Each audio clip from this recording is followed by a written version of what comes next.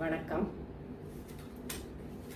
Tamil lyrics and Sangeet GLC events YouTube channel மற்றும் Meena's lyrics Instagram, இதில் என்னோட பாடல்களை நீங்கள் எல்லாரும் வீடியோ மூலமாகவும் ஆடியோ மூலமாகவும் கேட்டு நிறைய பேர் வாழ்த்து சொல்லியிருக்கீங்க. அதற்கு மீனா வெங்கடேஷின் அன்பான வணக்கங்களும் நன்றிகளும். என்னடா இந்த சேனலில் பாட்டு தானே வரும், இன்னைக்கு என்ன மீனா வெங்கடேஷ் நேரடியாக வந்து பேசுகிறாங்க அப்படின்னு நீங்கள் நிறைய பேர் கேட்கலாம். நான் பாடலாசிரியர் மட்டுமல்ல, கதை கட்டுரை எழுதும் எழுத்தாளரும் கூட. எழுத்தாளர் தன்னுடைய படைப்புகளை எல்லாம் புத்தகம் மூலமாக எழுதி வெளியிடுவாங்க. ஆனால் இன்னைக்கு புத்தகம் படிக்கிற வழக்கம் நிறைய பேர்கிட்ட இல்லாமல் போச்சுது. அதற்கு பல காரணங்கள் எல்லாரும் சொல்லி கொண்டு இருக்கிறோம். இளையவர்கள் மத்தியில் இன்று பேப்பர் படிக்கிறாங்களா அப்படிங்கிறதே ஒரு கேள்விக்குறியாக இருக்கிறது. கேட்டால் எல்லாரும் சொல்கிறது நாங்கள் தான் மொபைலில் பார்த்துறோமே அப்படின்ட்டு. அதுவும் இல்லை, நிறைய புத்தகங்கள் படிக்கும்போது நம்மளோட நாலேஜ் நிறைய வளரும் என்பது உண்மை.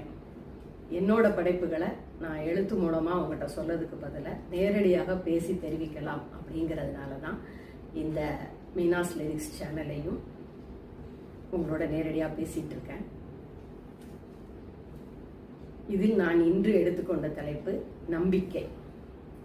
நம்பிக்கை அப்படிங்கிறது ஒருவர் மீது இல்லாட்ட ஒரு கொள்கை மீது நாம் வைக்கும் அசைக்க முடியாத உறுதிதான் நம்பிக்கை.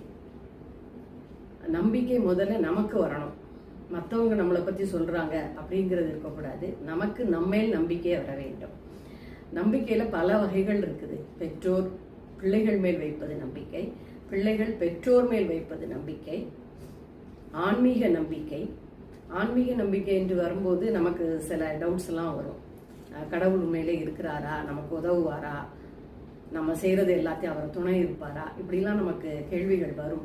இது இயற்கை தான். மனிதராக பிறந்தவர்களுக்கு அதை மாதிரி வர்றது இயற்கை.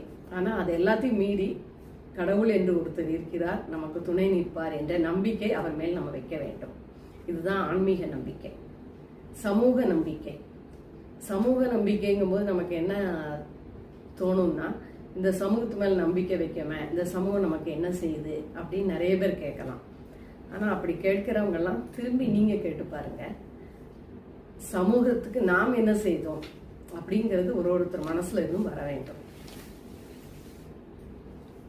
நண்பர்கள் மேல் அதிக நம்பிக்கை வைப்பது, இதெல்லாம் நம்பிக்கையில் பல வகைகளை சேரும்.